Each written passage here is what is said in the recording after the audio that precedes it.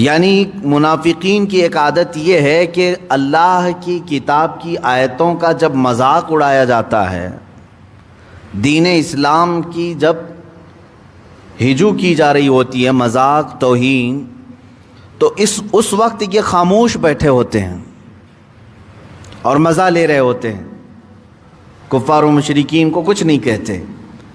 اور اللہ تعالیٰ فرماتا ہے اے مومنوں، اگر تم دیکھو کہ یہ لوگ اس طرح سے خاموش بیٹھے مذاق سن رہے ہیں اللہ کی آیتوں کا، تو فوراً تم وہاں سے اٹھ جاؤ، انکم اذا مثلہم، اللہ فرماتا ہے، اور اگر تم نہیں اٹھے تو تم بھی انہی کی طرح ہو۔ ایسی محفلوں سے اگر تم نہیں اٹھے اور اپنے آپ کو نہیں بچایا تو گویا کہ تم بھی انہی کی طرح ہو۔ گویا کہ اللہ کی توہین، رسول پاک کی توہین، قرآن پاک کی آیات بینات کی توہین سن کر کے خاموش رہنے والا منافق ہے، اور ان کی مجلسوں میں بیٹھنے والے کو اللہ نے فرمایا انکم اذا مثلہم، تم بھی ان کے مثل ہو۔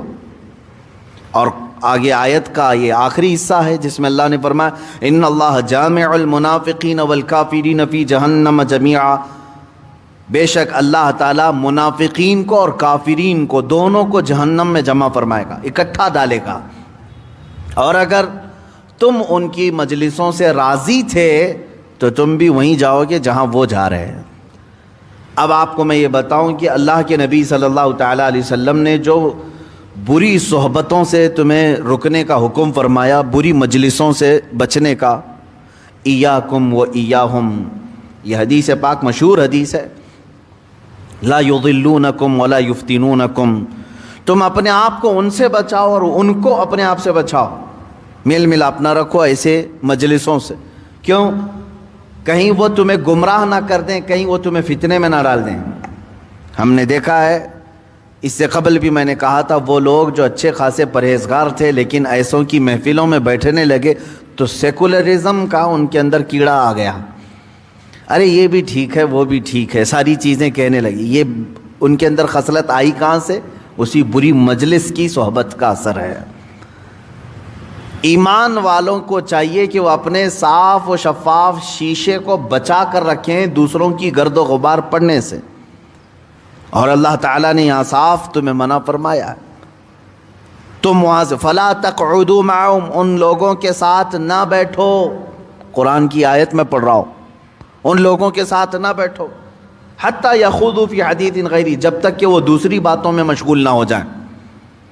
لیکن وہ قرآنی آیات کا استہزاء، رسول کریم صلی اللہ علیہ وسلم کی شریعت کو ہلکا جاننا، جیسے آج کچھ مجلسوں میں یہ دیکھا جا رہا ہے کہ باضابطہ طور پر تو قرآن کی آیتوں کا مذاق نہیں اڑاتے، لیکن چند مسلمان بیٹھ کر اہل علم کا اور دین دار طبقے کا مذاق اڑاتے ہیں، گویا کہ یہ بھی دین کا مذاق ہے۔ اللہ والوں کا مذاق اڑانا یہ ایسا ہی ہے جیسے کہ اللہ تعالیٰ نے فرمایا جس نے میرے کسی دوست سے دشمنی کی گویا کہ وہ میرے ساتھ جنگ کا ارادہ کرتا ہے، میں اس کو اعلان جنگ کرتا ہوں۔ تو یہاں پر دیکھنے کو یہ مل رہا ہے کہ اہل علم جو علم دین سے وابستہ ہیں ان کے مذاق کے لیے تو مجلسیں ہوتی ہیں آج، ارے فلاں مولانا ایسا ہے، فلاں مولانا ایسا ہے۔ اعلیٰ حضرت فاضل بریلوی رحمۃ اللہ تعالیٰ علیہ سے پوچھا گیا تو آپ نے فرمایا جو عالم بیٹھنے لگے تو سیکولرزم کا ان کے اندر کیڑا آ گیا۔ ارے یہ بھی ٹھیک ہے، وہ بھی ٹھیک ہے، ساری چیزیں کہنے لگی۔ یہ ان کے اندر خصلت آئی کہاں سے؟ اسی بری مجلس کی صحبت کا اثر ہے۔ ایمان والوں کو چاہیے کہ وہ اپنے صاف و شفاف شیشے کو بچا کر رکھیں دوسروں کی گرد و غبار پڑنے سے، اور اللہ تعالیٰ نے یہاں صاف تمہیں منع فرمایا ہے، تم وہاں سے فلا تقعدوا معهم، ان لوگوں کے ساتھ نہ بیٹھو۔ قرآن کی آیت میں پڑھ رہا ہوں، ان لوگوں کے ساتھ نہ بیٹھو، حتی یخوضوا فی حدیث غیری، جب تک کہ وہ دوسری باتوں میں مشغول نہ ہو جائیں۔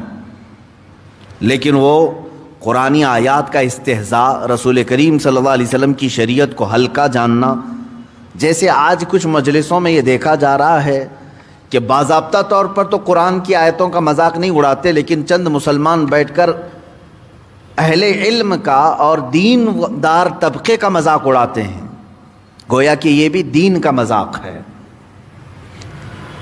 اللہ والوں کا مذاق اڑانا یہ ایسا ہی ہے جیسے کہ اللہ تعالیٰ نے فرمایا جس نے میرے کسی دوست سے دشمنی کی گویا کہ وہ میرے ساتھ جنگ کا ارادہ کرتا ہے، میں اس کو اعلان جنگ کرتا ہوں۔ تو یہاں پر دیکھنے کو یہ مل رہا ہے کہ اہل علم جو علم دین سے وابستہ ہیں ان کے مذاق کے لیے تو مجلسیں ہوتی ہیں آج، ارے فلاں مولانا ایسا ہے، فلاں مولانا ایسا ہے۔ اعلیٰ حضرت فاضل بریلوی رحمۃ اللہ تعالیٰ علیہ سے پوچھا گیا تو آپ نے فرمایا جو عالم دین شریعت مصطفیٰ صلی اللہ تعالیٰ علیہ وسلم کی دین کا حامل ہے، اس کے علم دین کی وجہ سے کسی نے مذاق کیا تو اس نے کفر کیا، وہ دائرہ اسلام سے خارج ہوگا۔ ہاں ذات الگ چیز ہوئی، اس کی پرسنالٹی الگ چیز ہوئی، اس کی خرابیاں الگ ہو گئیں، لیکن اس کے علم دین کا مذاق اڑایا تو اس نے کفر کیا، وہ اسلام ہی سے خارج ہوا۔ شارح بخاری رحمۃ اللہ تعالیٰ علیہ نے اپنے ایک کسی شاگرد کو سمجھاتے ہوئے نصیحت کرتے ہوئے کچھ باتیں بیان فرمائے، اور کتابوں میں بھی موجود ہے۔ کچھ لوگ آئے اور شکایت کرنے لگے فلاں جگہ کے علماء جو ہے ایسے ہیں ویسے ہیں، تو آپ نے فرمایا فوراً توبہ کر لو، اس لیے کہ میں نے دیکھا ہے کہ جو لوگ علماء دین کا مذاق اڑاتے ہیں ان کا خاتمہ برا ہوتا ہے، خاتمہ برا ہو جاتا ہے۔ یہی تو یہاں پر بات ہے کہ یستہزأ بہا، قرآن میں ہے قرآن کی آیتوں کو ہلکا سمجھنا، مذاق اڑانا یا پھر ان کا انکار کرنا۔ آج ڈائریکٹلی اگرچہ کچھ لوگ نہیں کرتے کچھ مسلمانوں میں، لیکن وہ اہل علم کا زبردست مذاق بناتے ہیں۔ میرے عزیزوں، مسلمانوں کے لیے سب سے بڑی بات کیا ہے جانتے ہیں؟ میں چند دنوں پہلے اپنے ایک مطالعے میں تھا، اور آج کے دور میں جو ایک بہت بڑی بلا پھیلی ہے علماء سے لوگوں کو دور کرنا اور ان کو ہلکا سمجھنا، یہ باضابطہ پوری پلاننگ کے ساتھ کی جا رہی ہے۔ مولوی حضرات کو، علماء کو ڈیبیٹ کے لیے بلانا اور ان کی تذلیل کرنا، ان کی تحقیق کرنا، تاکہ امت کا ان کے اوپر سے اعتماد بھروسہ اٹھ جائے اور یہ دور ہو جائیں۔ یہ کس وجہ سے چل رہا ہے جانتے ہیں آپ؟ میں نے ایک ڈائجسٹ میں پڑھا تھا، کافی دنوں پہلے کی بات ہے، آر ایس ایس اپنے کچھ نمائندوں کو اسپین بھیجی۔ اسپین میں مسلمانوں کو 700 سال تک موقع تھا، 700 سال تک انہوں نے تخت نشینی کی ہے، پھر زوال آیا، مسلمانوں کی حکومت ختم کی گئی۔ عیسائی وہاں پر آج بھی قابض ہیں، مسجدوں کو انہوں نے چرچ بنایا۔ تو یہاں سے کچھ لوگوں کی جماعت گئی تھی یہ معلومات کرنے کے لیے کہ آخر ان کا زوال آپ کے یہاں کیسے آیا، لاسٹ مومنٹ میں مسلمان کیا ہو گئے تھے جس کی وجہ سے آپ 700 سالہ حکومت کو ان کی ختم کر چکے تھے۔ تو رپورٹ انہوں نے جو جمع کر کے اپنے سرداروں کے پاس پیش کی، اس کی چند چیزیں میں آپ کے سامنے پیش کر رہا ہوں۔ اسپین کے جو دانشور رہے ہوں گے یا جنہوں نے ان کو رپورٹنگ کی ہوگی، انہوں نے کہا بہت سارے معاملات کے ذریعے سے ہم نے کاٹا تھا، لیکن مین جو ذریعہ تھا، مین جو وجہ تھی، کافی محنت کیا ہم نے اس بات پر کہ مسلمانوں کا علماء سے تعلق ختم ہو جائے، جو عالم ہیں، جو علماء ہیں، ان سے ان کا تعلق ختم ہو جائے۔ اس پر ہم نے پوری محنت کی۔ پھر وہ وقت آیا جب ہم ان کے اندر داخل ہو گئے اور قابض ہونے لگے۔ ان کے علماء چیختے تھے، چلاتے تھے، لیکن ان پر کسی کا ٹرسٹ نہیں تھا، وہ بولتے رہ گئے، لیکن قوم کو ہم نے دور کر دیا تھا ماڈرنٹی کے نام پر، ماڈرنزم کے نام پر، جدید کلچر کے نام پر، ویسٹرن کلچر کے نام پر، کیونکہ آج کے نوجوان کو بھی اسی طرح سے دور کیا جا رہا ہے کہ تو اگر ان کی صحبت میں رہے گا ملا بن جائے گا، مولوی بن جائے گا، تیرا کیا فیوچر ہوگا۔ علماء اسلام سے دور کرنے کے لیے آج بھی یہ ہتھ کنڈے اپنائے جا رہے ہیں۔ ایک طرف تو کفار و مشرکین پیچھے پڑے ہیں نوجوانوں کے، اور دوسری طرف یہ ڈھکوسلے جھوٹے بابا اور پیر پڑے ہوئے ہیں، یہ بھی علماء سے دور کرنا چاہتے ہیں کہ علماء سے قریب نہ ہو۔ دونوں طرف سے آندھیاں ہیں ہمارے نوجوانوں کے لیے، اس زمانے میں بڑا چیلنج ہے۔ عزیزان گرامی، درمیان میں یہ بات آئی تو اس لیے میں عرض کر گیا منافقین جو ہے وہ اہل علم کی توہین کرتے ہیں، استہزاء کرتے ہیں، تخفیف کرتے ہیں، انہیں ہلکا سمجھتے ہیں، دین کا مذاق اڑاتے ہیں. اور اللہ تعالیٰ نے فرمایا جہاں ایسے معاملات چل رہے ہوں تم ہرگز نہ بیٹھو، اور اگر تم بیٹھے رہ گئے تو قرآن کہتا ہے کہ تم بھی انہی کے مثل ہو، انہی کے ساتھ تمہیں بھی ڈالا جائے گا. اب آگے ان کی اور کچھ نشانیاں ہیں جو اللہ تعالیٰ فرماتا ہے الذین یتربصون بکم، وہ دور کھڑے ہو کر تمہارا انتظار کرتے رہتے ہیں. کس بات کا؟ جب بھی کوئی سخت معاملات تمہارے ساتھ آ جائیں، تمہارے اور تمہارے دشمنوں کے، کیونکہ یہ منافقین نہ تمہارے نہ ان کے بیچ میں، یا تو یوں سمجھ لیں ہیں تو ان کے لیکن رہتے تمہارے ساتھ ہیں، تو انتظار کرتے رہتے ہیں. اگر تمہاری مٹبھیڑ ہو گئی دشمنوں سے، جنگ ہو گئی، اگر تمہیں فتح مل گئی، فَإِن كَانَ لَكُمْ فَتْحٌ مِّنَ اللَّهِ قَالُوا أَلَمْ نَكُن مَّعَكُمْ، اگر اللہ کی طرف سے مومنین کو فتح مل گئی تو یہ بولتے ہیں ہم تمہارے ساتھ تھے اس لیے فتح ہو گئی، ہم تمہارے ساتھ ہی تو تھے اس لیے تمہیں فتح مل گئی. رب تعالیٰ نے ان کی خوب ظاہری طور پر نشانیاں بیان کی ہیں. یہ اسی طرح کرتے تھے. مدینہ طیبہ میں مومنین کے ساتھ جہاد میں گئے ہیں کئی مرتبہ، اور جب اللہ تعالیٰ نے انہیں فتح عطا کی تو کہتے تھے ہم سب تو ساتھ میں تھے تمہارے، اسی لیے تو فتح ملی. وَإِن كَانَ لِلْكَافِرِينَ نَصِيبٌ قَالُوا أَلَمْ نَسْتَحْوِذْ عَلَيْكُمْ وَنَمْنَعْكُمْ مِنَ الْمُؤْمِنِينَ، اور اگر کافروں کو مل گئی کامیابی، کچھ حصہ ان کو مل گیا، یعنی جیت ان کی ہو گئی، تو ان کے پاس جا کر کے کیا کہتے ہیں یہ جو تمہیں جیت ملی ہے یہ ہماری بدولت ہے کہ ہم نے ان ایمان والوں کو کاٹ دیا تھا. ان کو کامیابی ملی تو وہاں جا کر کے اپنی بجاتے ہیں، تعریف کرتے ہیں کہ ہم نے تم کو مسلمانوں سے بچایا ہے، ہم ان کی جماعت میں رہ کر کے ان کے شر سے تم کو بچائے ہیں. اللہ فرماتا فاللہ یحکم بینکم یوم القیامہ، تو اللہ تم سب میں قیامت کے دن ضرور فیصلہ فرمائے گا. وَلَن يَجْعَلَ اللَّهُ لِلْكَافِرِينَ عَلَى الْمُؤْمِنِينَ سَبِيلًا، اور اللہ تعالیٰ کا یہ وعدہ ہے. سنیں، اللہ فرماتا اللہ کافروں کو مسلمانوں پر کوئی راہ نہیں دے گا. یہ بہت بڑی بات ہے. بعض لوگ یہاں آ کر کے رک جاتے ہیں، اے مولا تو فرما رہا ہے کافروں کو اللہ تعالیٰ مسلمانوں پر کبھی فتح نہیں دے گا، غلبہ نہیں دے گا، لیکن حالات اس کے برخلاف ہیں. حالات ایسے نہیں ہیں جیسے قرآن کہہ رہا ہے. تو کیا قرآن میں جھوٹے وعدے بھی ہوتے ہیں؟ معاذ اللہ رب العالمین، لا ریب فیہ، اس میں تو شک کی بھی گنجائش نہیں، شک کی بھی گنجائش نہیں. لیکن قرآن نے کہا ہے مومنین پر اللہ ان کو راستہ نہیں دے گا، کافروں کو غلبہ نہیں دے گا. لیکن ہم اس قرآن سے پوچھتے ہیں پھر یہ کیا ہے جو آج چل رہا ہے؟ ہم تو نہتے ہیں، ہماری مسجدیں چھین لی جا رہی ہیں، ہماری خانقاہیں برباد کی جا رہی ہیں، ہمارے بچوں کو یتیم کیا جا رہا ہے، عورتیں بیوہ ہیں، بہت سارے معاملات.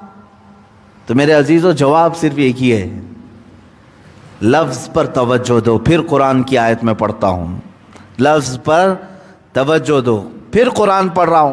وَلَن يَجْعَلَ اللَّهُ لِلْكَافِرِينَ عَلَى الْمُؤْمِنِينَ سَبِيلًا، اللہ ہرگز کافروں کو مسلمانوں پر فتح نہیں دے گا، مومنین پر فتح نہیں دے گا. تم جو سوال کر رہے ہو کہ مولا یہ کیا ہے، سوال کرنے سے پہلے اپنی آئیڈینٹیٹی تو بتاؤ، کیا تم مومن ہو؟ پہلے تم اپنی آئیڈینٹیٹی بتاؤ. سوال کرنے کا اس کو حق ہے جو خود مومن ہو. ایمان کے جو تقاضے ہیں اس پر اترے ہی نہیں اور تم پوچھ رہے ہو. قرآن تو آج بھی وہی کہہ رہا ہے، کان حقا علینا نصر المؤمنین. اللہ فرماتا ہے ہم نے اپنے اوپر لازم کر لیا ہے کہ ایمان والوں کی مدد کریں گے. اگر تم سوال کرو گے اللہ سے مولا تو پھر میری کیوں نہیں مدد کرتا، تو جواب یہی آئے گا ایمان کے تقاضے پورے کر، مدد آج بھی آئے گی. ایمان کے تقاضے کہاں سے سیکھے ہیں؟ کیسے پتہ چلے کہ ایمان کے تقاضے کیا ہیں؟ میرے عزیز، ایمان کے تقاضے یہ نہیں کہ اللہ تمہیں اپنے گھر بلا رہا ہو اور تم دکان کی طرف بھاگ رہے ہو. ایمان کے تقاضے یہ نہیں ہیں عظمت رسالت پر حملے ہو رہے ہوں اور تو اپنے گھر کی دیواریں اونچی کر رہا ہو. ایمان کے تقاضے یہ نہیں ہیں کہ مسجدیں پامال ہو رہی ہیں، شریعت مطہرہ پر حملے ہو رہے ہیں اور تم اپنے گھروں میں روٹیاں سینک رہے ہو. ایمان کے تقاضے یہ نہیں. ایمان جس کے دل میں رچ بس جائے اس کے انداز کیسے ہوتے ہیں وہ صحابہ کی زندگی میں تمہیں ملیں گے، تابعین کی زندگیوں میں ملیں گے. یہ وہ لوگ تھے جن کے متعلق حق فرمایا میرے مولا نے رضی اللہ عنہم ورضوا عنہ، اللہ ان سے راضی ہے اور یہ اللہ سے راضی ہے. ایمان کی سب سے بڑی علامت یہ ہے تم اللہ سے راضی ہو گئے، یہی سب سے بڑی علامت ہے. اللہ نے آج یہ حکم دیا مجھے کرنا ہے. تم تو فجر میں اٹھنے کو اپنے لیے ڈیفیکلٹ سمجھتے ہو، مشکل سمجھتے ہو. وہ صحابہ تھے جو کئی دن اپنے گھروں سے باہر بغیر پیروں میں چپل، بغیر اپنے اوپر کوئی زرہ لوہے کے لباس جنگوں میں آ جاتے اور پھر تیروں سے ان کے جسم چھلنی ہو جاتے. واپس مدینے جا رہے ہوتے، درمیان میں جبرائیل آتے ہیں، عرض کرتے ہیں آقا یہیں سے پھر دوسرے جہاد پر جانا ہے. صحابہ نے ایک لفظ بھی نہیں کہا، آقا دیر کس بات کی، چلے یہیں سے چلتے ہیں. یہ ایمان کے تقاضے ہیں. حکم خدا، حکم رسول پر آمنا صدقنا کہنا بلکہ اس پر عمل کر کے دکھانا ایمان کے تقاضے ہیں. یہاں تو حالات یہ ہیں جگہ جگہ کے تھک چکے ہیں تمہیں یہ ہنگامے ہیں. مسافروں روش کارواں بدل ڈالو، غلط روی سے منازل کا بعد بڑھتا ہے. نشاط لذت خواب گراں بدل ڈالو. آج یہ حالات ہیں کہ ہمارے پاس بڑے بڑے ہنگامے ہو گئے، ہم اٹھنے کا نام نہیں لیتے. اور وہاں صحابہ کا حال یہ تھا کہ سہاگ رات ہے، پہلی رات ہے، آواز کانوں میں پڑی، بستر چھوڑ کر نکل پڑے. آج ہم کس سہاگ رات والے دولہا کو بلا رہے ہیں؟ آج ہم نے کب کس کو بلایا ہے؟ ہم ان کو بلا رہے ہیں جو ٹی وی پر، آئی پی ایل پر، میچ پر بیٹھے ہوئے ہیں. آؤ تو صحیح. تم دنیا کی لذات کو نہیں چھوڑ سکے تو ایمان کے تقاضے کہاں سے پورے کر پاؤ گے؟ اور پھر آپ سوال کرتے ہیں کہ مدد کیوں نہیں آتی؟ قرآن کہہ رہا ہے مدد کریں گے، قرآن کہہ رہا ہے ہم پر اللہ کافروں کو غلبہ نہیں دے گا. سچ کہہ رہا ہے قرآن. ایک بار تم مومن بن کے تو دیکھو، ایک بار مومن بن کے تو دیکھو. اور حقیقت میں اللہ عز و جل نے اپنے وعدے کو پورا فرمایا ہے، پورا فرمایا ہے. کیا تاریخ اس بات کی شاہد نہیں ہے کہ وہ صحابہ نہتے اپنے گھوڑوں پر چل پڑے ہیں اور سمندروں کو انہوں نے کہا تو سمندر ہٹ گئے اور راستہ دے دیے. وہ دریاؤں پر اپنے گھوڑے دوڑائے، افریقہ کے صحراؤں پر انہوں نے جھنڈے اسلامی لہرائے. اور اتنا ہی نہیں بلکہ بربر قوم جو پوری دنیا میں ظلم کے لیے مشہور ہے، جس کو کہتے ہیں نا ظلم و بربریت کیا. بربریت کیا چیز ہے؟ ایک قوم کا نام تھا، وہ بہت سخت قسم کی. اس بربر قوم کے پاس صحابہ گئے بغیر کسی خوف کے. وہ کچا چباتے تھے انسانوں کو اور جا کر کے ان کے سینوں میں محبت رسول ڈالے، قرآن کی تعلیمات دی. بربر قوم کے پاس عزیزان گرام اوقات، ہم تو اپنے آس پڑوس میں دین کی تبلیغ نہیں کر سکے، پھر ہم مدد کس بات کی چاہتے ہیں؟ یہی ساری باتیں اس اتنے جملے پر عرض کرنے کو میں بہت ساری باتیں ہیں. اللہ نے جو فرمایا وہ اپنی جگہ پر سچ ہے، اس پر یقین بھی تو ہونا چاہیے. اللہ نے جو فرمایا وَلَن يَجْعَلَ اللَّهُ لِلْكَافِرِينَ عَلَى الْمُؤْمِنِينَ سَبِيلًا، اللہ کافروں کو مومنین پر راستہ نہیں دے گا. اب یہاں بات چل رہی ہے منافقین کی، ٹاپک ہے یہ منافقین کا. منافق جن کی ایک نشانی آج اللہ نے یہ بھی بیان فرمایا کہ وہ تمہاری جماعت میں ہوتے ہیں اور جب تم پر آفت آئے تو دور کھڑے ہو کر دیکھتے ہیں، دور کھڑے ہو کر دیکھتے ہیں. اگر اس آفت سے تم نپٹ گئے اور کامیاب ہو گئے تو کہیں گے ہم تو تمہارے ساتھ کھڑے تھے، اس کے لیے تو تم کامیاب ہوئے ہیں. اور اگر تمہارا دشمن فتح یاب ہو گیا تو یہ تمہارے دشمن کے پاس جائیں گے اور کہیں گے ہماری وجہ سے تمہیں جیت ملی، اس لیے کہ مسلمانوں سے ہم نے تم کو بچایا ہے، ہم ان کے بیچ میں رہ کر کے ان کو کاٹ رہے تھے. اس کی مثال شاید ہندوستان میں بہت اچھے سے ملے گی ہم کو. بہت ساری ایسی شخصیات ہیں، آپ اس نشانی سے ان کو ڈھونڈ سکتے ہیں. میں اب نام کے ساتھ پرٹیکولر کسی کو نہیں بتا سکتا، لیکن نشانیاں بتانے کے بعد سب کو معلوم ہو جائے گا یہ کس پر فٹ بیٹھتا ہے. کبھی ادھر آ کر کے مومنین کے پاس ہماری دلجوئی کریں گے، ہماری حوصلہ افزائی کی باتیں کریں گے، اور جب ہمارا دشمنوں سے مقابلہ ہو جائے تو یہ انتظار کریں گے، دیکھتے ہیں پلہ کس طرف کا بھاری ہوتا ہے، دیکھتے ہیں اگر ہماری طرف پلہ بھاری ہوا تو جلدی سے آ کر کے کہتے ہیں مولانا معلوم ہے کتنی دعائیں کیا میں نے آپ کے لیے، بہت دعائیں کیا۔ ایسے لوگ ہیں، جبکہ ہم کو معلوم ہے جو آج کہہ رہا ہے مولانا آپ کو فتح ملی، اللہ تعالیٰ نے کامیاب کیا، اتنی دعائیں کیا میں نے رات میں، دوسرے دن مجھے پتا چلا کہ یہی پولیس اسٹیشن میں ہمارے نام کی رپورٹ لکھا رہا تھا، جو رات بھر ہمارے لیے دعا کر رہا تھا وہی ہماری رپورٹ بھی لکھا رہا تھا۔ یہ منافقین کی صفات ہیں، دشمنوں سے اور جا کر کے ساز باز کرتے ہیں، ہماری شکست کی ہر کوشش کر لیتے ہیں، ہر ممکن کوشش کرتے ہیں، اور اگر شکست ہو گئی ہماری تو دور بھاگ جاتے ہیں، دور بھاگتے ہیں، اور اس کے بعد ان کو جا کر کے ان کے گلے لگ کر کے کہتے ہیں ہماری وجہ سے تمہیں جیت ملی ہے، اس لیے کہ یہ بہت ڈینجر آدمی تھا، میں قریب رہ کر کے اس کو تم سے کاٹ دیا، دور کر دیا۔ یہ صفات آج بھی کئی لوگوں کے درمیان پائی جاتی ہیں، لیکن بس اتنا ہے کہ اب علم غیب ہمارے پاس نہیں کہ ہم کسی کے سینے میں جھانک کر دیکھیں اور کسی کو ٹارگٹ کے ساتھ منافق کہیں، یہ تو رسول اللہ کی شان تھی۔ میرے آقا صلی اللہ تعالیٰ علیہ وسلم نے بالکل صاف صاف فلاں فلاں فلاں کا نام لے کر کے کہا انک منافقن، انک منافقن، تو منافق ہے، تو فلاں منافق ہے، اور ان کو اٹھا دیا۔ لیکن ان کے بعد پھر یہ کسی کو اختیار نہیں دیا گیا کہ کسی کو ڈائریکٹ منافق کہے۔ اب دیکھیں ایک اور آیت آئی ہے، اب یہ آیت نمبر 142 جس میں اللہ تعالیٰ فرماتا ہے ان المنافقین یخادعون اللہ، منافقین اللہ کو دھوکہ دینے کی کوشش کرتے ہیں۔ اللہ کو دھوکہ، کس بات کا دھوکہ دیتے ہیں؟ اب یہاں پر دیکھیں آپ، قرآن پاک کے بیان کا انداز میں آپ کو بتاؤں، ظاہری طور پر کبھی کوئی دھوکہ دے ہی نہیں سکے گا۔ اللہ کو کیسے دھوکہ دے گا کوئی؟ اللہ فرما رہا ہے لیکن قرآن میں کہ منافقین اللہ کو دھوکہ دینا چاہتے ہیں۔ کیسے؟ اس کی ایک مثال پہلے پارے میں ہی گزر چکی ہے، وَمِنَ النَّاسِ مَن يَقُولُ آمَنَّا بِاللَّهِ وَبِالْيَوْمِ الْآخِرِ وَمَا هُم بِمُؤْمِنِينَ۔ اللہ فرماتا کچھ لوگ ہیں وہ کہتے ہیں ہم اللہ پر ایمان لائے، قیامت پر ایمان لائے، لیکن وہ ایمان والے نہیں ہوتے۔ یخادعون اللہ والذین آمنوا، وہ اللہ کو اور ایمان والوں کو دھوکہ دیتے ہیں، دینا چاہتے ہیں۔ اب سنیے اللہ کو دھوکہ کیسے، اللہ کو دھوکہ کیسے دے سکتے؟ کیا اللہ ان کو نظر آتا ہے؟ کیا اللہ کے سامنے یہ چھپ جاتے ہیں، کچھ کرتے ہیں؟ دھوکے کو تو سامنے ہونا ضروری ہے نا، یا مطلب حسی محسوس بھی تو ہونا چاہیے۔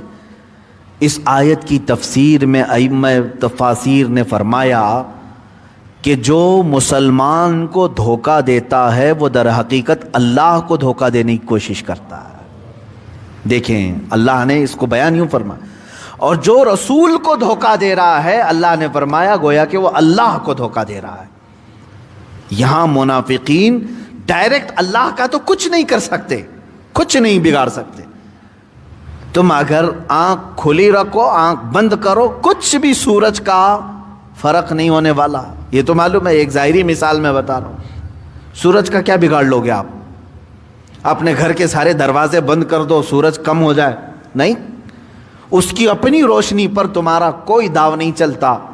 یہ تو اللہ تعالیٰ کی پیدا کردہ ایک مخلوق ہے، اور جو پوری کائنات کو بلکہ سورج کو بھی خود چلاتا ہو، اس کا بھلا کوئی کیا نقصان کر سکے؟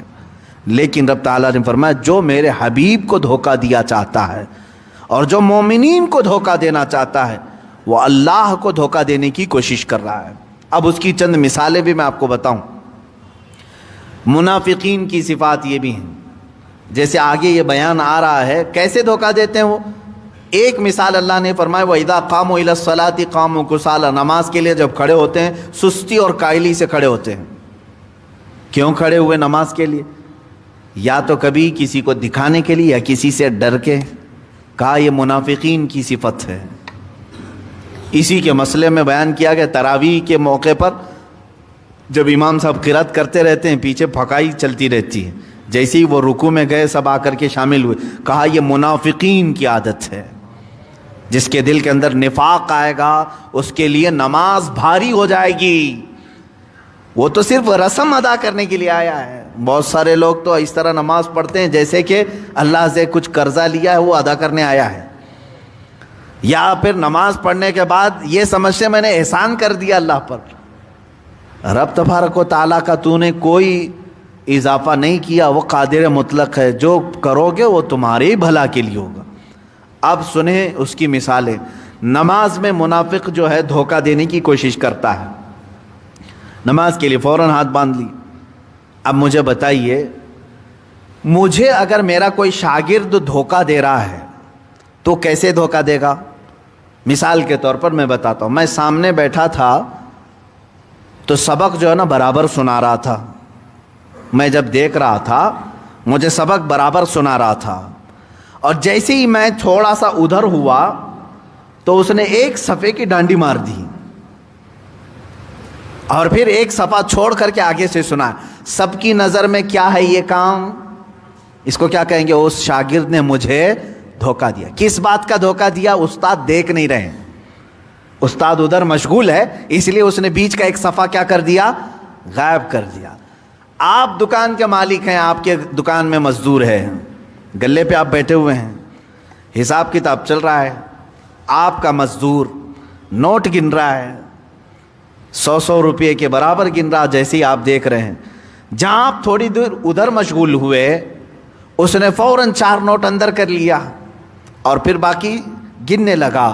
اس کو کیا کہیں گے؟ ایک چوری بھی ہے اور دھوکہ بھی. کس کے ساتھ؟ اپنے مالک کے ساتھ.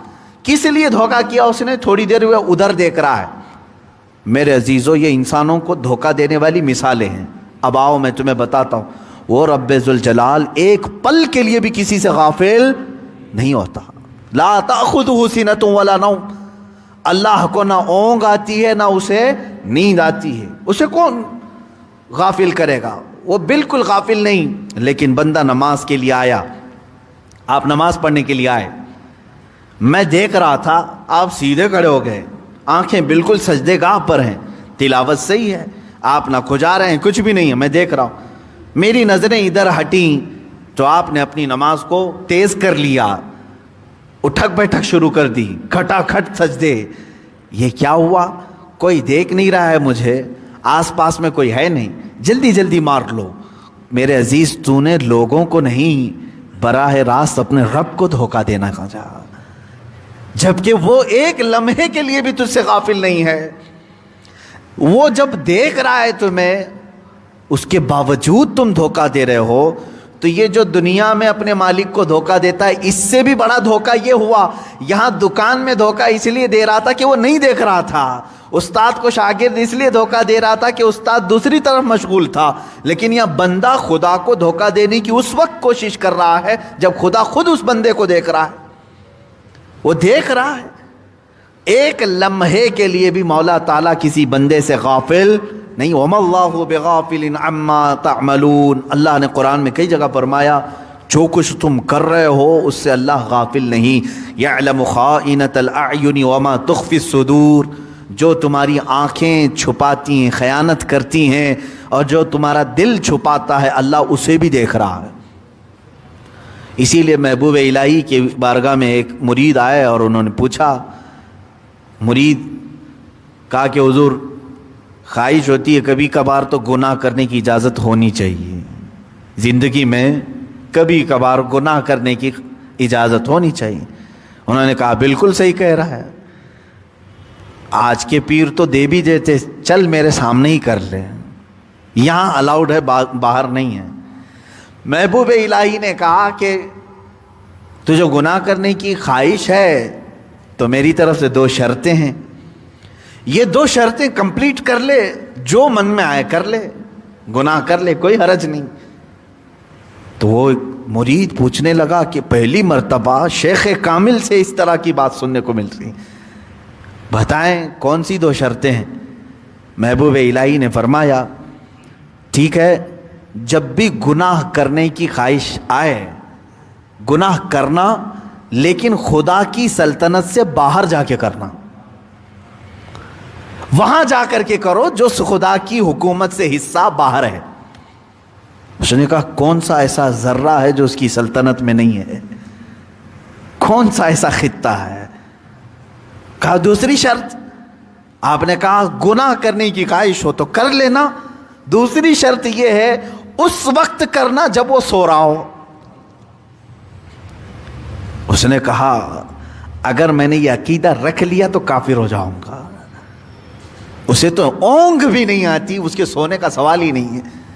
تو محبوب الہی نے جلال میں کہا اے بندے، جب تجھے یہ دو باتیں معلوم ہے تو کتنی جرت کا تو سوال کر رہا ہے، کتنی جسارت ہے تیری اس بات پر کہ تو گناہ کرنے کے وقت اس کی زمین سے بھی باہر نہیں جا سکتا اور اس کی نگاہوں سے پوشیدہ بھی نہیں ہو سکتا. تو کیا یہ شرم کی بات نہیں کہ اسی کی زمین پر اسی کے سامنے تو ننگا ناچنا چاہیے، گناہ کرے؟ عزیزان گرامی، منافق جو کرتا ہے وہ یہی ہے کہ وہ اللہ کو دھوکہ دینے کی کوشش کرتا ہے مگر دھوکہ دے نہیں سکتا، وہ اپنے آپ کو دھوکہ دے رہا ہے. کیسے معلوم؟ جیسے کہ میں نے غالباً آپ کو بتایا، وہ ایک پرندہ ہے، جیسے ہی وہ دشمن کو دیکھتا ہے اپنا منہ اپنے پروں میں چھپا لیتا ہے. چھپا لیتا ہے کیوں؟ شکاری جیسے ہی اس کی طرف نشانہ کرتا ہے اپنی منڈی پروں میں چھپا لیتا اور یہ سوچتا ہے اب میں چھپ گیا، اب مجھے کوئی دیکھ نہیں رہا ہے. خالی اس کا منہ چھپ گیا تو کیا سوچتا ہے میں پوشیدہ ہو گیا، اب کسی کو نہیں دکھ رہا ہوں. میرے عزیزو، اسی طرح کی بے وقوفی منافق کرتا ہے. وہ چند لوگوں کی نظروں سے پوشیدہ ہو کر جو حرکتیں کرتا ہے وہ یہ سمجھتا ہے اب مجھے کوئی نہیں دیکھ رہا. ارے قادر مطلق جس نے پیدا کیا وہ ہر لمحہ تجھے دیکھ رہا ہے. ایک نمازوں میں ہوا، دوسرے زکوٰۃ کے معاملات میں بھی. یہ ڈانڈی مارنا جس کو کہتے ہیں دھوکہ دینا، اللہ کو دھوکہ دینے کی کوشش کر رہے ہو. بہت سارے لوگ زکوٰۃ کے سوال کرتے ہی رہ جاتے ہیں، سال بھر کرتے رہتے ہیں. نکلتی کب ہے میاں؟ سوالات پہ ہی آپ پورا سال گزار دیتے ہو. اور بچا لینے کے لیے کوشش، کبھی کبھار مجھے ایسا لگتا ہے کہ میں سی اے تو نہیں ہوں، ٹیکس بچانے کے لیے جس طرح ہم سی اے کو پوچھتے رہتے ہیں، کچھ لوگ علماء سے، مفتیان اکرام سے بار بار گھما پھرا کر کے پوچھتے نہیں مال یہاں رکھا تھا اتنے دن ہوئے ابھی آ کر کے، اس پر کوئی زکوٰۃ نہ آنے والی صورت بتائیں. یعنی گورنمنٹ سے ٹیکس بچانے کے لیے سی اے مشہور ہے، وہ خود فارمولے بتائیں گے آپ کو کہ ٹیکس کیسے آپ بچا سکتے ہیں. تو کچھ لوگ یہ سمجھتے ہیں کہ مفتی اور عالم اسی لیے ہوتے ہیں زکوٰۃ بچانے کے راستے دکھائیں گے. کچھ لوگوں کو میں نے سنا بھی کہ اس طرح سے کرتے ہیں، اللہ انہیں ہدایت عطا فرمائے.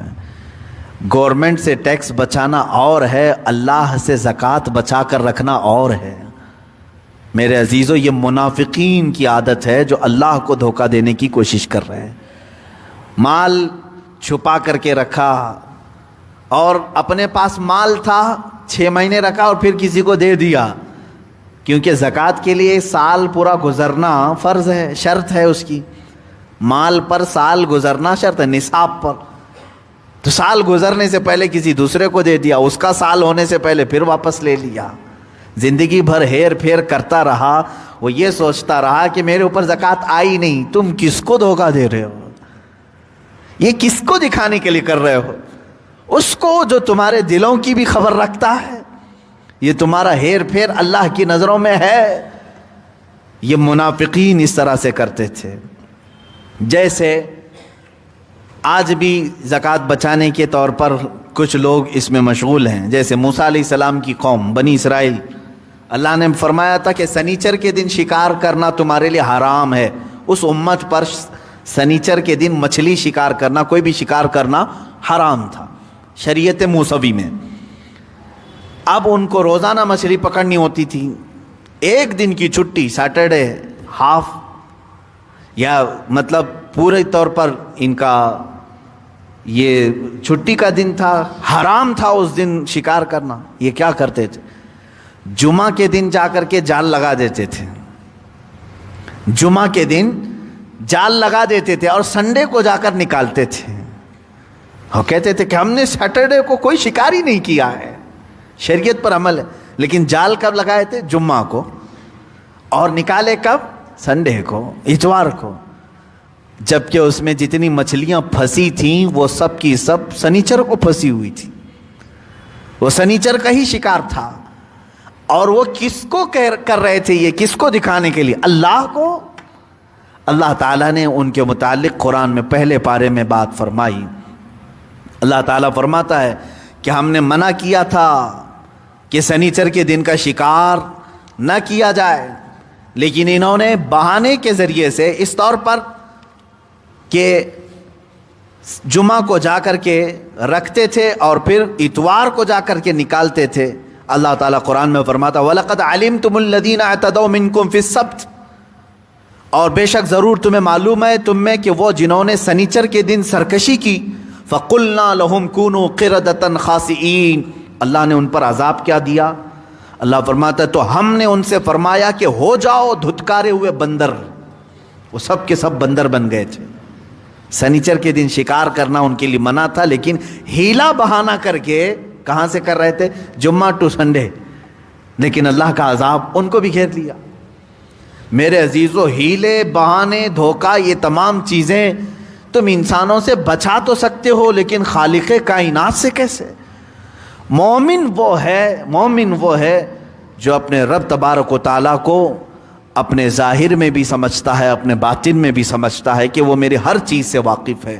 منافق دھوکہ دینے کی کوشش کرتا ہے. اب یہ آپ کے اوپر ہے آپ کس طرح کی ایکٹیویٹیز کر رہے ہیں.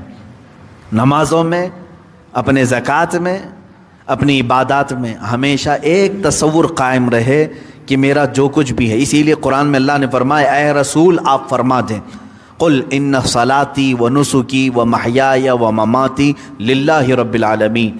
اے محبوب آپ فرما دیں کہ میری نماز، میری قربانی، میرا جینا اور میرا مرنا سب اللہ کے لیے ہے، کسی کے لیے نہیں. کچھ لوگ قربانی کا اس سال کا مسئلہ آیا کہ لاک ڈاؤن چل رہا ہے، بہت کچھ معاملات ہیں، اس لیے ہم قربانی نہیں کریں گے. پیسہ تو رکھے تھے لاک ڈاؤن میں، مالک نصاب تو تھے آپ. جو مالک نصاب تھا اور نہیں کیا وہ گناہ میں گرفتار ہوا. ہاں تو لاک ڈاؤن اللہ کا لگایا ہوا نہیں تھا، یہ تو تمہارے مودی جی کا لگایا ہوا تھا. رب تبارک و تعالیٰ کی بارگاہ میں تو تمہاری پکڑ ہے. جہاں اللہ عز و جل کی طرف سے تمہارے لیے کوئی اعلان ہوا کہ فلاں فلاں چیز میں تمہارے لیے چھوٹ ہے تو اس چھوٹ کا تم فائدہ اٹھا سکتے ہو. جیسے رمضان کے روزے ہیں، رمضان کے روزے ہر مسلمان پر فرض ہیں، لیکن اللہ نے تمہیں چھوٹ دی. اگر تم سفر کر رہے ہو تو تمہارے لیے چھوٹ ہے، نہ رکھو. جب سفر سے آ گئے تو واپس قضا کر لینا. کوئی عورت ہے حاملہ ہے، دودھ پلانے والی ہے بچے کو، اس کو لیے اللہ نے چھوٹ دیا ہے، اس چھوٹ کا تم فائدہ اٹھاؤ. لیکن اس طرح کہ گورنمنٹ کی طرف سے کوئی معاملات آئے یا پھر کہیں ایسے آپ کے خود کے پیدا کیے ہوئے ہیں اور اس کو بیس بنا کر کے اگر تم عبادات میں ڈانڈی مارنا شروع کیے، اس پہ بھی تمہاری پکڑ ہوگی. منافقین ہمیشہ ہیلا بہانہ تلاش کرتے ہیں، ہیلا بہانہ تلاش کرتے ہیں. اسی لیے دیکھیں کہ تراویح کی نماز 20 رکعت پڑھی جاتی تھی، لیکن یہ سیدنا عمر فاروق رضی اللہ تعالیٰ عنہ کے زمانے میں سے صحابہ کرام کا اس بات پر اجماع ہے، اور چاروں مذاہب فقہ، حنفی ہوں، مالکی ہوں، شافعی ہوں، حنبلی ہوں، چاروں مذاہب فقہ کے اندر 20 رکعت تراویح کا ہی مسئلہ آپ کو ملے گا.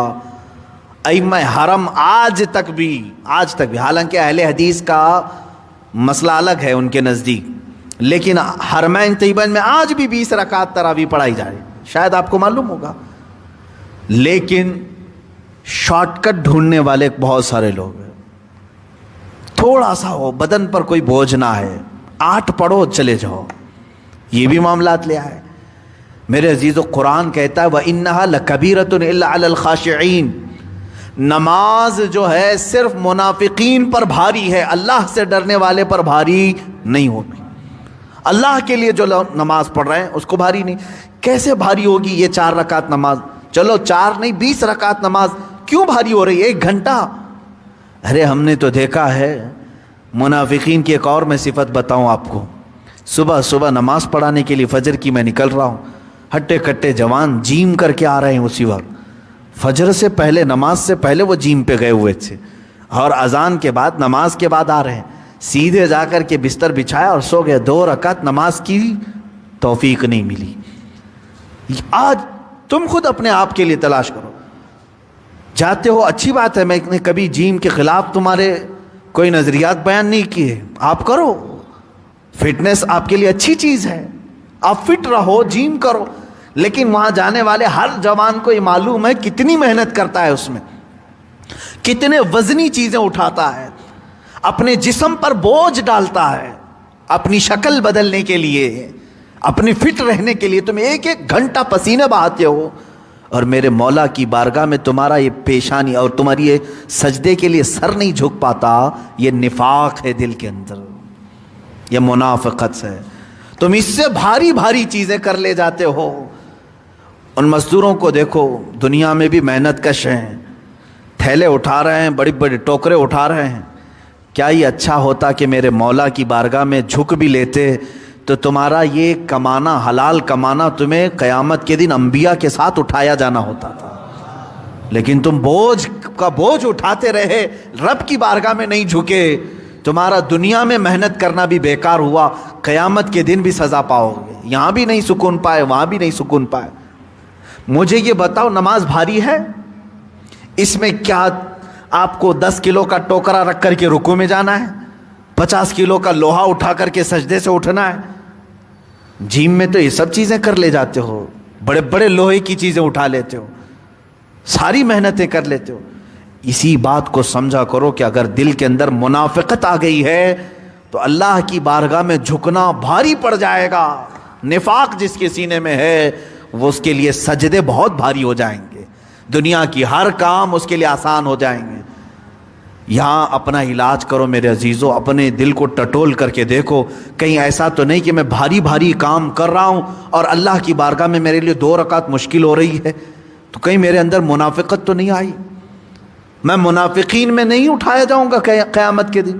کیونکہ اللہ قرآن میں فرما رہا ہے جب یہ نماز کے لیے آتے ہیں تو سستی اور کاہلی سے آتے ہیں, لوگوں کو دکھانے کے لیے.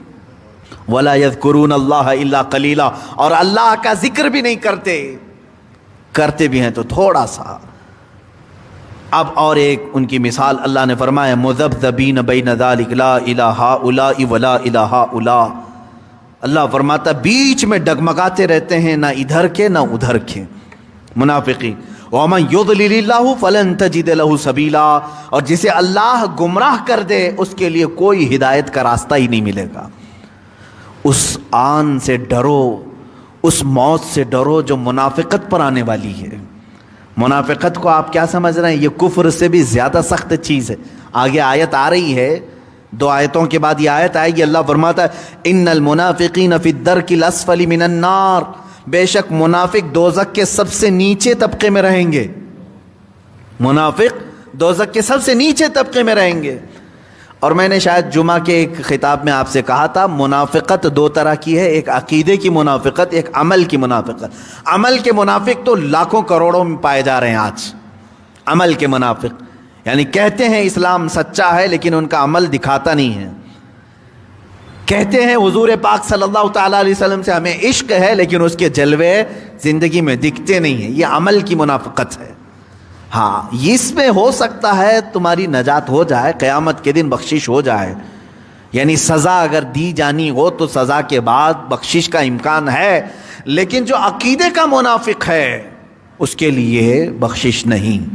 اللہ نے فرمایا اپنے نبی کو, عبداللہ بن ابی نام کا ایک شخص جس کا انتقال مدینے میں ہوا, حضور پاک صلی اللہ تعالیٰ, ابھی یہ آیتیں نہیں آئی تھی, حضور نے نماز پڑھائی, حضور نے جنازے میں شرکت کی, قبر میں اتارا, اپنا کپڑا دیا کس پر, کفن پر, اور اس کے بعد آیت آئی کہ اللہ کے رسول وہ منافق ہے. عبداللہ بن ابی منافق تھا لیکن اس وقت تک منافقین سے دوری اختیار کرنے اور ان کی نماز میں نہ جانے کا حکم نہیں آیا تھا. میرے آقا صلی اللہ علیہ وسلم نے نماز پڑھائی اور قبر میں دفن کیا اور اپنی چادر پاک کا ٹکڑا اسے دیا. مفسرین فرماتے کہ سب کچھ کرنا بھی منافق کے کوئی کام نہیں آ سکا, یہاں تک کہ سخت ترین آیت آئی. اللہ نے فرمایا ان تستغفر لهم ام لم تستغفر لهم, اللہ فرما رہا اگر آپ ان کے لیے بخشش کی دعا کریں یا نہ کریں، ان تستغفر لهم 70 مرہ، اے رسول اگر آپ نے 70 بار بھی ان کی مغفرت کی دعا مانگی، فلن یغفر اللہ لهم، اللہ ہرگز ان کی مغفرت نہیں کرے گا۔ کس کے لیے حکم آیا یہ؟ اللہ کے رسول کے لیے۔ کس کے متعلق؟ منافقین کے لیے۔ اس کے بعد آیتیں آئی فلا تصلی علی احد منهم مات ابدا ولا تقم علی قبرہ۔ اللہ فرماتا ہے رسول آپ کے بعد کوئی منافق مرے تو اس کی نماز نہ پڑھیں اور نہ اس کی قبر کے پاس جائیں۔ حضور اکرم صلی اللہ علیہ وسلم کے لیے حکم ہے۔ میں بتانا یہ چاہتا ہوں کہ میرے عزیزوں یہ منافقت ایک ڈینجر زون، ایک ڈینجر جماعت ہے۔ کیا تم اس بات سے ڈرتے نہیں؟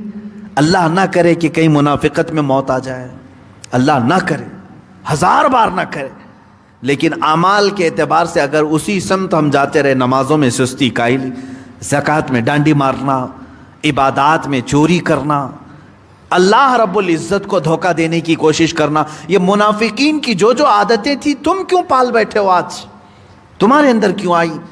میرے آقا صلی اللہ علیہ وسلم نے فرمایا 3 علامتیں مشہور ہیں منافق کی، اذا حدث کذب واذا اؤتمن خان واذا وعد اخلف۔ جب وہ بات کرتا ہے تو جھوٹ بولتا ہے، جب اس کے پاس امانت رکھو تو خیانت کرتا ہے، اور جب وہ وعدہ کرتا ہے تو خلاف کرتا ہے۔ یہ حضور اکرم صلی اللہ علیہ وسلم نے فرمایا منافق کی یہ 3 عادتیں ہیں، تمہارے اندر کہاں سے آ گئیں؟ تم بات بات پر جھوٹ کیوں بولنے لگے؟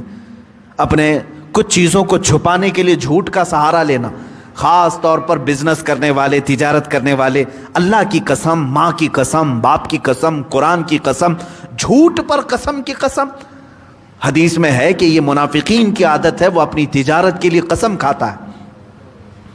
لا تجعلوا اللہ عرضۃ لایمانکم، اللہ فرماتا ہے اے لوگو اللہ کو اپنی قسموں کا نشانہ مت بناؤ، بار بار خدا کی قسم، اللہ کی قسم۔ تمہیں معلوم نہیں جھوٹ بات پر بھی تم قسم کھا جاتے ہو، کتنا بڑا گناہ ہے۔ ایک قسم کے توڑنے کا کفارہ اللہ نے فرمایا فَإِطْعَامُ 10 مَسَاكِينَ، پھر 10 مسکینوں کو کھانا کھلاؤ۔ ایک قسم اگر ٹوٹی تو، ایک قسم ٹوٹی تو، لیکن جان بوجھ کر کے جھوٹی قسم کھانے والا منافق ہے۔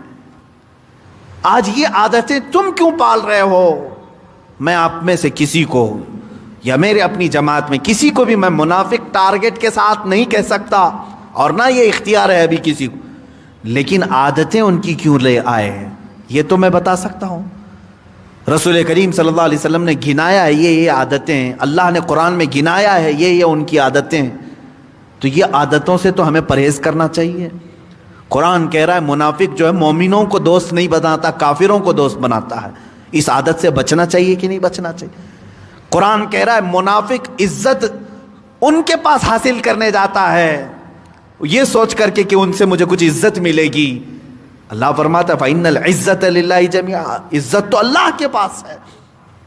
آج اس عادت سے تو بچنا چاہیے۔ جو لوگ کہتے ہیں مومنوں میں بیٹھنے سے میری امیج گر جائے گی، میرا اسٹیٹس گر جائے گا، ہماری بیٹھک تو بڑے لوگوں کے ساتھ ہے، یہ منافقت کی علامتیں ہیں۔ قرآن کہہ رہا ہے کہ جب وہ لوگ نماز کے لیے کھڑے ہوتے ہیں تو سستی اور کائلی سے کھڑے ہوتے ہیں۔ اس سے تو بچنا چاہیے۔ ادھر جماعت چل رہی ہے اور تم ادھر دانت میں کاڑی کرتے کھڑے ہو۔ حتیٰ کہ فرمایا گیا جماعت قائم ہو جائے تو ہر چیز کو ترک کرنے کا حکم ہے۔ ارے میاں اگر آپ سنت نماز پڑھ رہے ہیں، سنت نماز، حکم شرع یہ ہے کہ اگر 2 ہوئی ہے تو 2 پہ ہی سلام پھیرو، جماعت میں شریک ہو جاؤ۔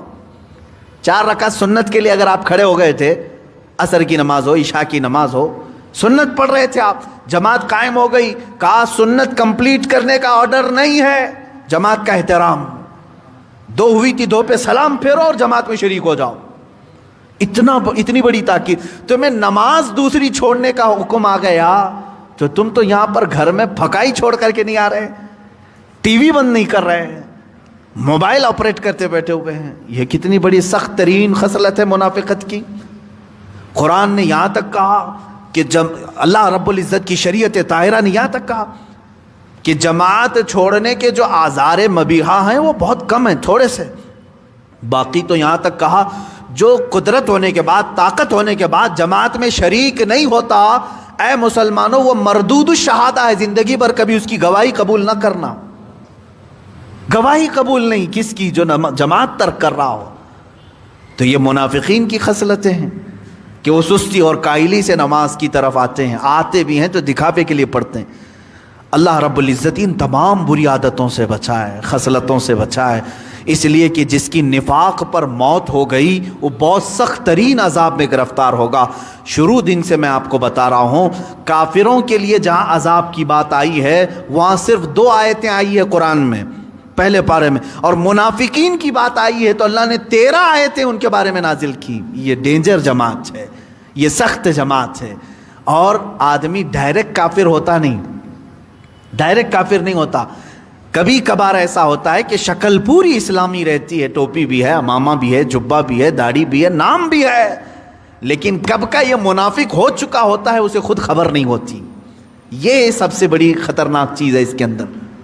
ایک ہوتا ہے کہ اعلانیہ طور پر کہہ دیا کہ بھائی میں فارغ ہو رہا ہوں، معاذ اللہ رب العالمین، کسی نے کہہ دیا کہ اسلام چھوڑ دیا، اب ہندوازم کو اختیار کیا، کرسچینٹی کو اختیار کیا، یہودیزم کو اختیار کر لیا۔ یہ اعلانیہ کوئی اکا دکا کرتا ہوگا، دھرم پریورتن جس کو کہتے ہیں، لیکن منافقت جو ہے وہ رہتے رہتے ہی ہو جاتی ہے، اسے خود خبر نہیں ہوتی۔ کیسے؟ کچھ اس کی خصلتیں، کچھ اس کی عادتیں اس کو منافق بنا دیتی ہیں، اور منافق کوئی الگ جماعت نہیں، سیدھے کافر جماعت ہی ہے، بلکہ ڈینجر کافر جماعت ہے۔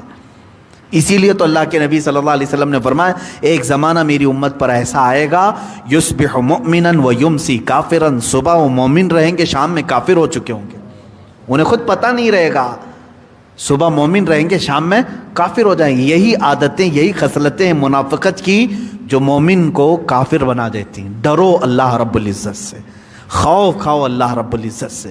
صحابہ اکرام میں ایک صحابی ہیں، وہ کہتے ہیں میں جلیل القدر صحابہ، عشرہ مبشرہ جتنے تھے جن کو حضور نے دنیا میں جنت کی بشارت دی تھی، یہ صحابی کہتے ہیں میں ان سب سے ملاقات کیا، سب سے ملاقات کیا، تقریباً 30 بڑے بڑے صحابہ سے، سب روتے تھے، سب روتے تھے۔ وہ صحابی کہتے ہیں میں ہر ایک سے پوچھتا آپ نے حضور کی صحبت اتنی پائی کہ اللہ کے نبی نے آپ کی فضیلتیں بیان کر دی، روتے کس بات پر ہیں؟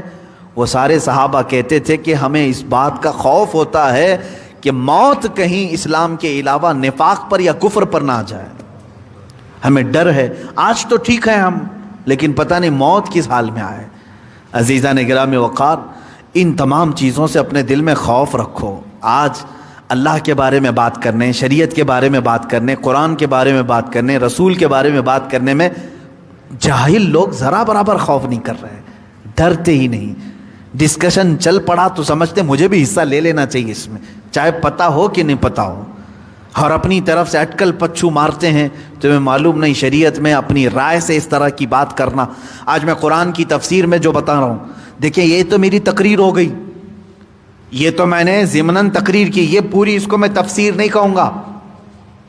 قرآن کی جو میں نے تلاوت کی اور اس کا جو ترجمہ بیان کیا اور اس کی شان نزول، بس اتنی باتیں میں نے بتائی۔ میں اس کو تفسیر قرآن اپنی جانب سے اگر نام دے دوں، شریعت کا حکم یہ ہے کہ اگر کسی نے اپنی رائے سے قرآن کی تفسیر کی تو اس نے حرام کام کیا۔